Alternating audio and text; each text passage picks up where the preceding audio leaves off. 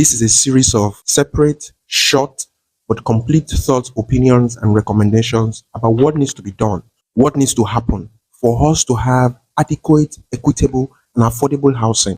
I've arranged them in the order of importance, at least to me, but I've also added in the show notes the timeline that shows specific topics that each clip discuss, from policy change to infrastructure development to education and participation to even self-help practices that can help us truly make housing affordable to people. Feel free to engage, interact, and share with someone that you believe this will help. So let's begin.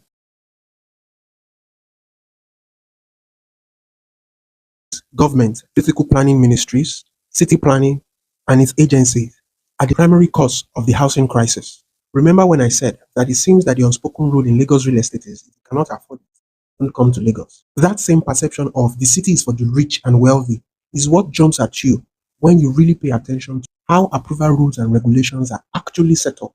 Let me just show you 2 or 3 examples. So number 1, even though we claim that we have different zoning, in reality, the development patterns and approval standards for these zones are literally the same thing. Let me explain. Take setbacks, for example. A typical 600 square meter land implies you can only use between 50 to 60% maximum of that land for a property that should generate 20,000. If all you can use is just 10 square meter, rent in that building would cost 2,000 per square meter. But say land use allows you to use up to 20 square meter of that same property. For every square meter, you can pay 1,000 for rent. So this is the number 1 way that city planning affects the cost of housing.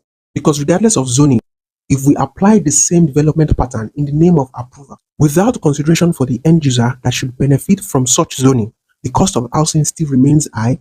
So I reckon this is where a lot of people will tell me that setbacks and yes spaces are for safety and security, and no doubt about that. However, what about other megacities where people are allowed to use more land as the density increases? I agree that they can afford to do this because they have safety and security infrastructure in place. And that points out how city planning and building control is done to cover up the lapses in our infrastructure planning. So instead of planning infrastructure to facilitate development, we stifle development because of lack or poor planning of infrastructure. So that's 2, a compulsory requirement of facilities that must be provided, even though it does not conform to the realities of most of the city residents. And the effect of that is in the perception and also the space requirement to accommodate the specified facilities. And all of this additional cost is just garbage in, garbage out to the renters or the users of the property. Number 3 is the elephant in the room. Because think about it. Say you are a developer and you take a loan to develop some property. And in the process, you had to create all basic infrastructure from road to drainage to even electricity infrastructure. Will you take a loan to do all of that and still end up selling without making your full profit? So how is it that it is the developers that we keep blaming and not the physical planning agency, not the city planners, not the ministries that are responsible for planning and provision of infrastructure? I can keep going on and on. We've not even talked about how the minimum size of land for which you can get title and approval is automatically disqualifying people because it does not match the reality of an average resident. And so regular people are constantly pushed to the outskirts. I hope this helps you understand that for us to turn this housing crisis around, we all need to hold government agencies, especially planning agencies, responsible and accountable. Out of every stakeholder involved in the housing value chain, in the planning, financing, development, supply and demand sides of the value chain, is constantly innovating its products, processes or services, with the exception of government agencies of the public service.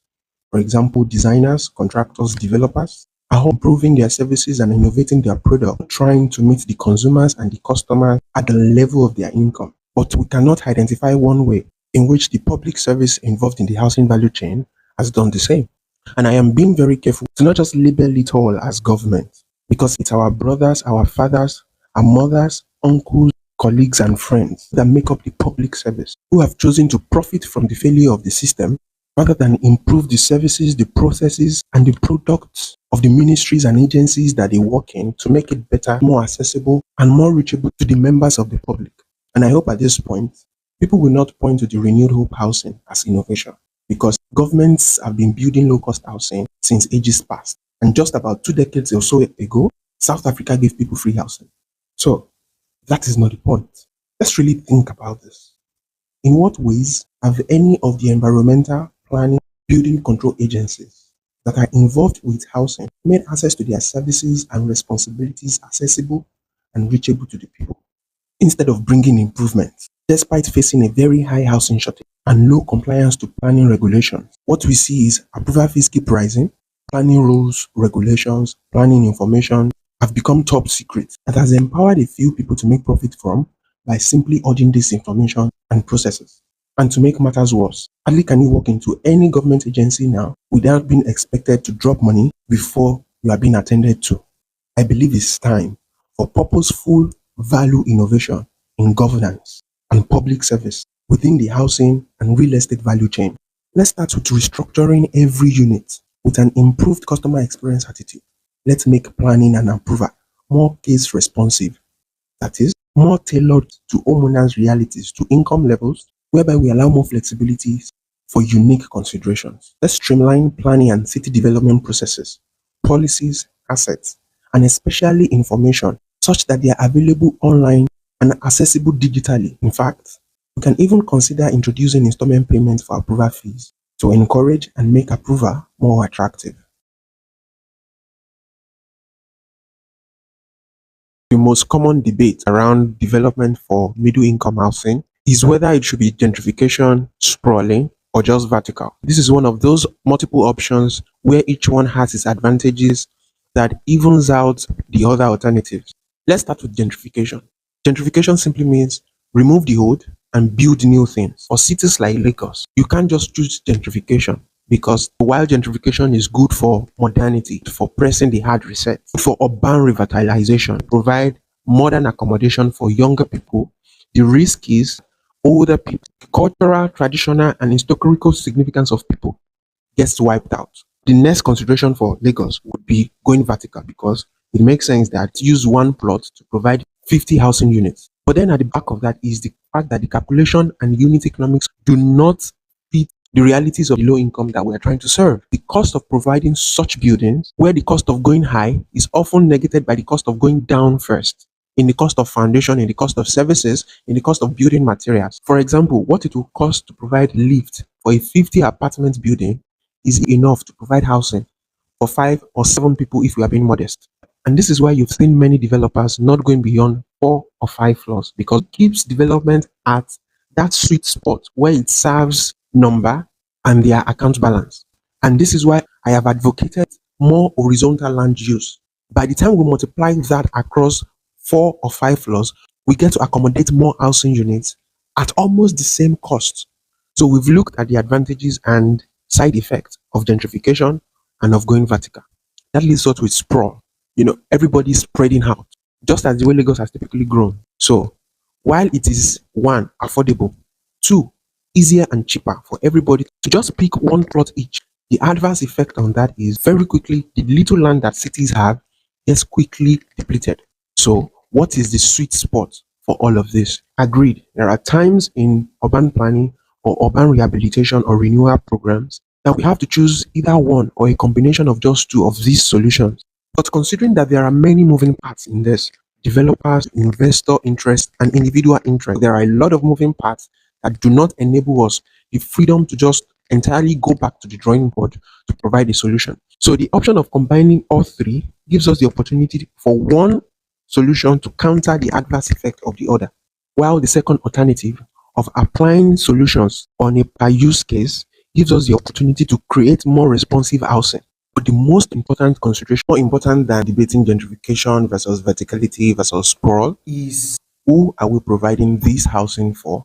What matters to them? And most especially, how does this affect the community that such developments are going to be implemented? Remember when I suggested that physical planning ministries should start informing and educating the public about physical planning instead of assuming that everybody knows and understands physical planning. I am glad that same thing is what is being done for the tax reform. But I digress, because even though many of us are either intentionally disconnected or just unconsciously unaware, we are constantly participating and influencing city planning by our daily actions and lifestyle. Let's take gentrification for example, because behind the grammar is a simple practice that everybody is familiar with. People buy old properties and either renovate or rehabilitate or tear them apart and turn them into another purpose. we've seen warehouses converted to churches, we've also seen old properties torn down to make space for a multifamily apartment building. Or whether it's the flip side, the Nigerian dream where each person just picks one plot each, even though all we can afford is a 2-bedroom sitting on the entire plot. What matters most, regardless of either of this approach, is how each of these rehabilitations, repurposement, or development pattern, the eventual outcome is an influence on city behavior.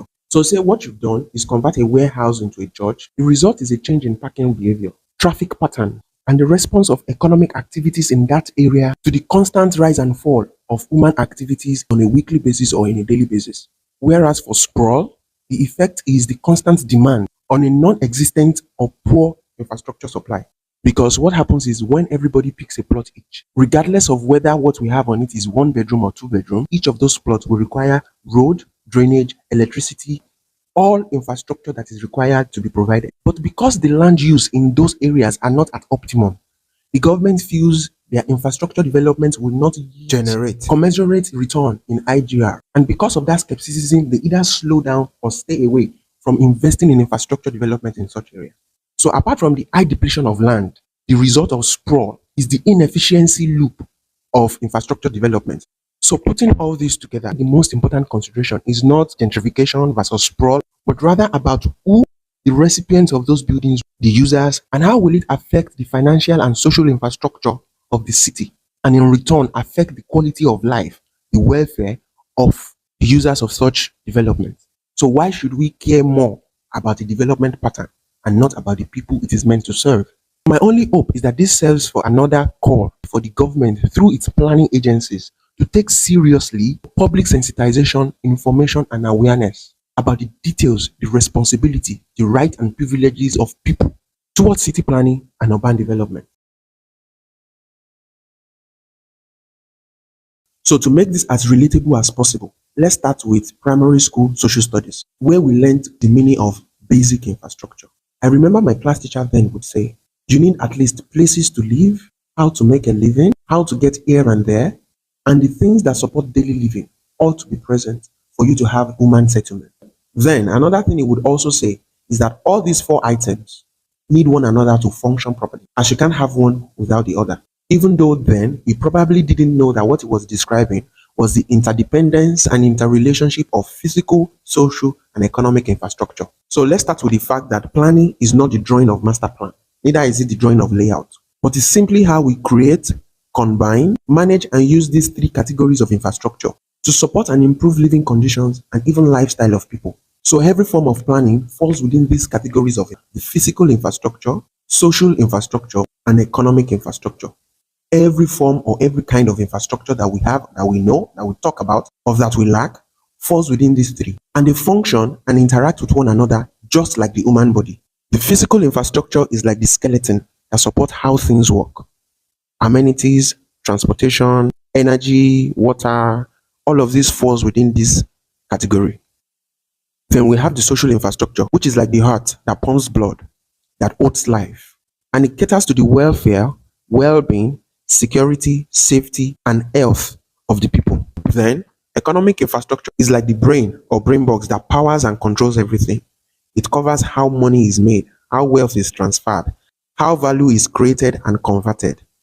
This covers employment, wealth creation, and even the technology of how all of this is done. And then it gets interesting from here because at the intersection of physical and social infrastructure, we have sustainability. That is how well people live. These are the physical structures that improve quality of life, like emergency services, child services, health services, housing, and so on. Then at the intersection of physical and economic infrastructure is connectivity, how people reach the things that help them achieve economic mobility, economic productivity. This is where we provide things or opportunities that support logistics, commerce, trade, and communication. And lastly, at the intersection of social and economic infrastructure is everything that supports human capital, social stability, and economic productivity. This is where we now focus on skill acquisition, vocation, entrepreneurship, jobs, civic system, and governance. And from this illustration, you now see that there is a central part that leaves us with one part, which is why all of these interdependence and relationships make sense. At the center of it all is the people and their need for dignity. Dignity as they pursue economic opportunities, dignity in how they live, dignity as they pursue social stability, and the dignity of reliability in assurance that they can achieve their physical needs. So why does all these illustrations and diagrams matter? It matters because every element of our planning, and in this case, which transcends just city planning, to connect economic planning, financial planning, fiscal planning, governance, and even politics. And every form of planning has not been set up about solving, providing, or supporting the people's needs for dignity. It has instead been about revenue rather than the needs of the people that it's meant to serve. The example somebody cited pointed directly at the Dangote refinery and how that refinery has been used to sell lands that are in the middle of nowhere.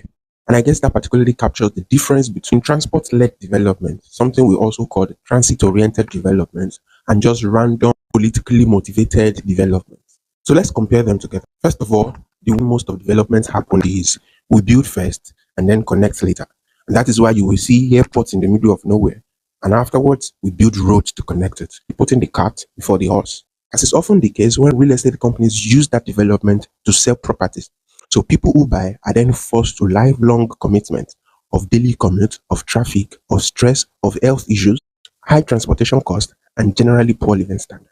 But what transit-oriented or transport-led development is an approach that sees the city as a living system of people, how they work, how they interact, how they socialize, how they communicate, how they do business, and to drive and influence sustainable development that make it easy for residents to walk, cycle, use public transport, use the tramway, or use the ferry system at will and at convenience. So let's go to the example that I mentioned earlier. Development would see that refinery development from the perspective of creating a network of transportation systems that make it accessible for people to live, work, commute, and reach the opportunities that such refineries provide. And so instead of just creating or expanding one road that connects the refinery, let's ensure every other part of the state is actively and seamlessly connected to the refinery, and let's replicate opportunities evenly across the entire part of the state. So, but the general principle is to create smart cities such that services, social interaction, communication, business, and economic opportunities are evenly distributed and generally connected and accessible to everybody, making sure every community, every LGA has equal amount of opportunities and is well connected with other LGAs. And within 10 to 15 minutes walking or cycling or driving, you can access anything and everything you want. And for those opportunities that are not close to you, public transportation is just 5 minutes away without the hassle of high transportation cost or sitting endlessly in traffic. And the effect of this on housing is people no longer have to choose where they live, primarily based on the cost of rent, but rather because of the opportunities that are available to them or the opportunities they can access by the reason of where they live. So for housing to become affordable, three things must happen. Number one, income must increase. I mean, it doesn't make sense that our national minimum wage cannot even afford rent. So since we're already constantly aiming that our housing, our services, and our products compete with global pricing, then it is only fair also that our wages and salaries also come to par with global income standards. The problem of housing is actually in access. So the first way to enable access to affordable housing is to increase income. So that's number one. Number two is planning. We must use planning, city planning, to increase access. And for this, there are three levels involved. First is in the cost of land. We must create allowance for people to now start owning land in smaller fractions that they can afford. Because when the planning is locked with minimum of 300 square meter, where a lot of people's income and reality is 50 square meter or 60 square meter, it then makes sense that we fine tune our planning processes to accommodate the acquisition, titling, and approval of such land sizes as it matches people's income and budget. So part two of that planning process is to make approvals more income or more use case responsive. Because now when we allow people to use land in different small sizes, it means also that approval must accommodate and allow people to use and build such land legally. We now have to consider income of the person, the family size, how they are using it, and what are the trade-offs for the things they can have or they cannot have. Part 3 is for construction. But for this, we need to even go deeper than just planning and make sure that our energy, power, and transportation sectors work very well to support manufacture of standardized and prefab building technology. As this will create multiple alternatives and even foster competition with the ultimate goal of driving down the cost of building construction. And this brings me to the third thing that must happen for housing to become affordable, is to keep fueling and maintaining the system that powers using the approval and planning processes to influence and create better access to housing. Because for approval to become one-on-one, it means that the people trust government and government agencies enough that when they carry their matters to government, they are guaranteed that there will be solutions, a listening here, and there will be a genuine intention to help them solve their problems, rather than somebody just looking for mistakes or loopholes for which to charge them or fine them a levy. This kind of relationship will only happen when government agencies, approval offices, building control agencies, and their officers now prioritize educating, interacting, and working with the public above just generating revenue. And that here is the crux of the matter, that to solve housing, we must enable access.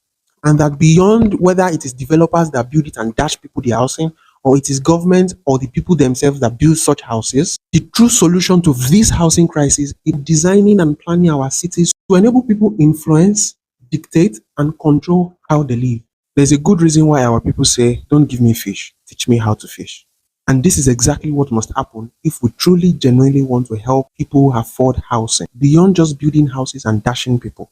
Not only because the government cannot even afford it in the first place, but because the true way to help people solve housing is to enable them and empower them economically and socially. So realistically speaking, that is the best solution that we can have now. Because first of all, many Nigerians don't even qualify for government housing. And of course, I know that we say affordable housing is an human right. But when more than half of citizens don't perform their civic responsibilities, how then do we expect the government to provide all the benefits that taxpayers should enjoy? What we can do, however, is empower people to build, to rent, to own housing as it fits their income and realities without sacrificing quality of life. And that quality of life there is the most important ingredient that we have missed in every housing or city planning intervention. And it is why people work in VI and live in Ekpe only to be locked in endless traffic, stress, early morning departures, and late night returns. It is equally why even some government-sponsored housing estates have been abandoned, because unlike Lagos residents, some of these beneficiaries would not sacrifice their quality of life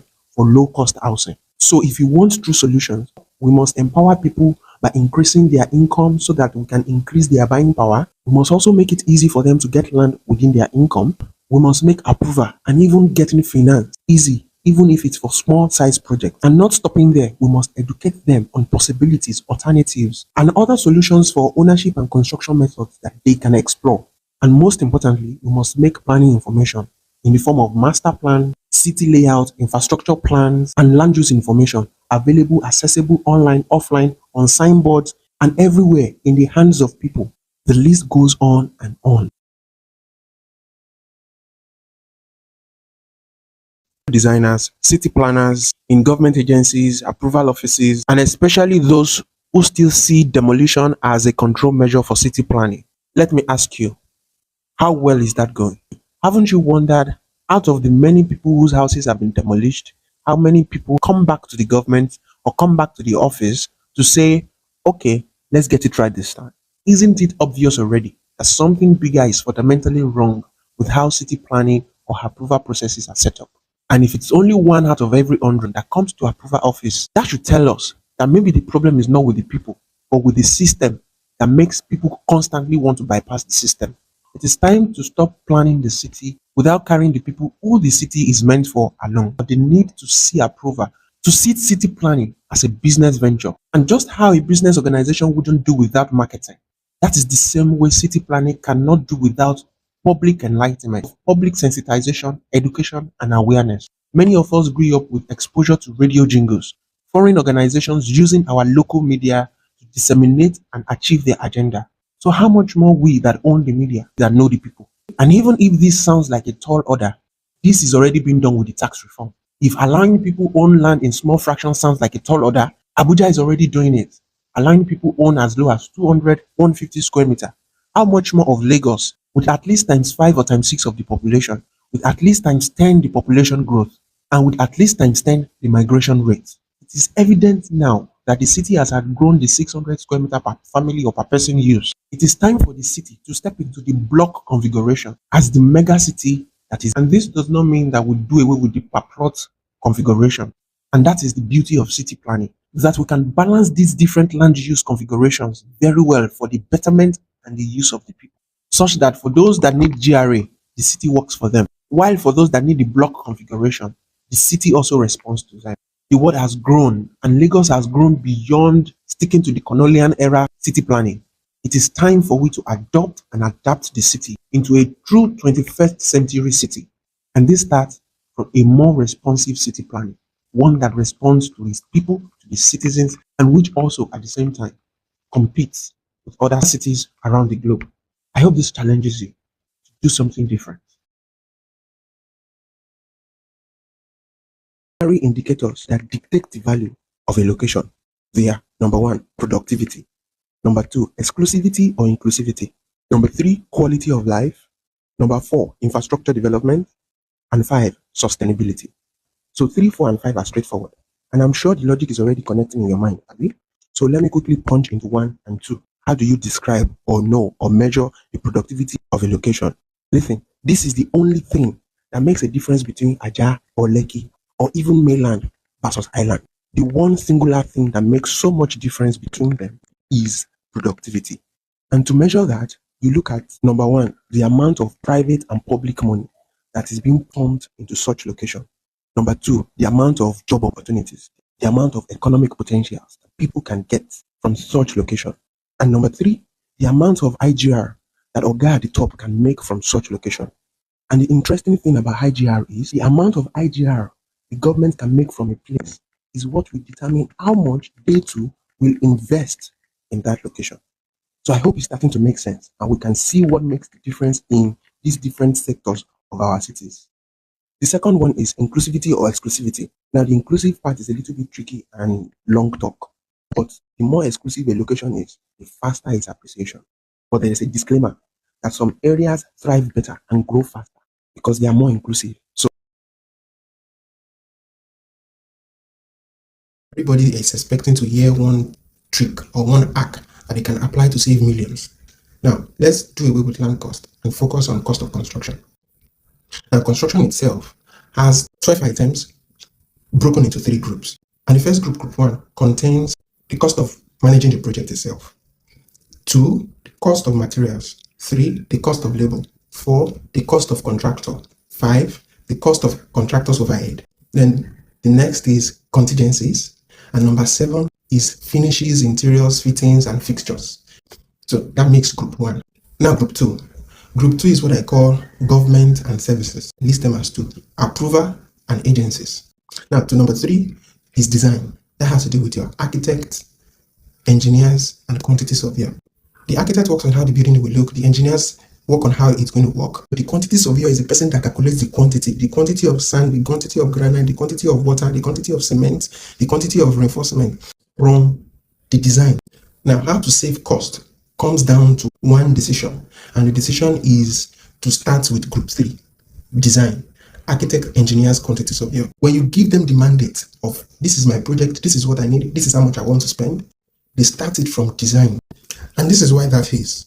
Everything you do on your project, quantity of material, the quantity of cement, the quantity of iron rod, the quantity of plank, of wood, of nail, of stone, of sand that you will use is a derivative of what is in the design.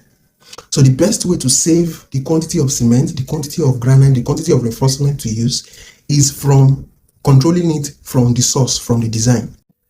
So if a particular design or if a particular thing in your design, maybe a wall, we use 20 blocks, they can come together to see, oh, let's design it in such a way that instead of using 9 inches, we can use 6 inches. Instead of using 20 blocks, we can use 10 cement block and 5 mud block. You fit what you want. It's the person that knows or calculates the quantity in real time.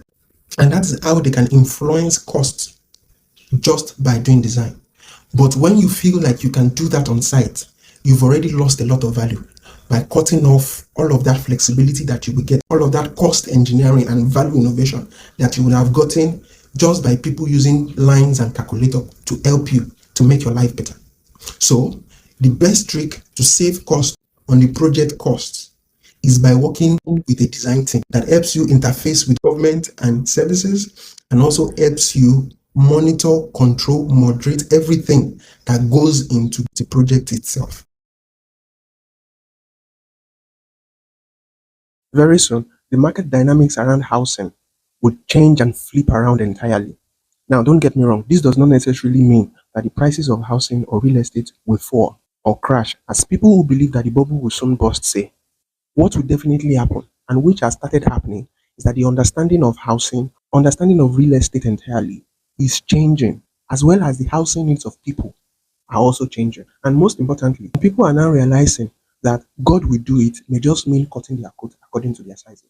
So when you put all of this together, a new level of understanding, a dynamic housing need, and more people coming to reality of what obtains within their income, then you have all the ingredients that you need for a new market shift.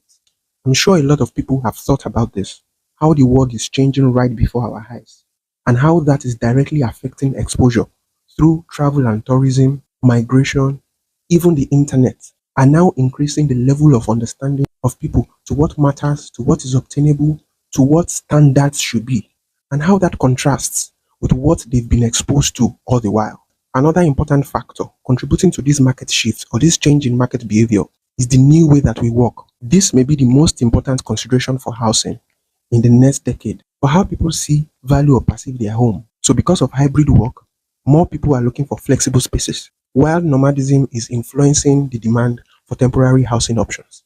You have exposure, there is a new way of doing work, and then combine both with now technological improvements in renewable energy, mobile homes, rechargeable cars, battery packs are already redefining what the understanding of a home used to be. And it is in that new understanding, new definition of housing or what home ownership should be, that I believe in a decade or two, the current way the housing market or real estate market is being set up will be flipped around and will no longer necessarily be about costs, but about value and how it attends to these evolving needs. But what do you think? Will this theory work or not? Well, I guess time will tell. So if we ask every Nigerian now to point out every areas or sector that the government has failed, I'm sure that for the next 2 weeks we'll still be recording that. But if the term social responsibility means that every citizen is actively involved in ensuring accountability, transparency, responsibility, governance, so that every member can enjoy the benefits of a functional, equitable society, such as growth and a better and inclusive environment for everyone, then it means that everyone is automatically a part of the government. So if, like I said earlier, the government is the foundation on which housing, real estate, and even the construction industry thrives, then it means that we, the people, are very important for the success or failure of housing. So this may be that difficult conversation that many people do not want to have. Because if we say, number one, the people, that is you and I, make up the government, and number two, that government is the foundation that determines whether everything housing or real estate will fail or succeed. And if number three, we are all ready and eager to point fingers at the government for the failure of the housing and real estate sector, then number four, we the people, that is you and I, are then equally responsible for the failure of the housing industry, simply because we forget and neglect our part in social responsibility.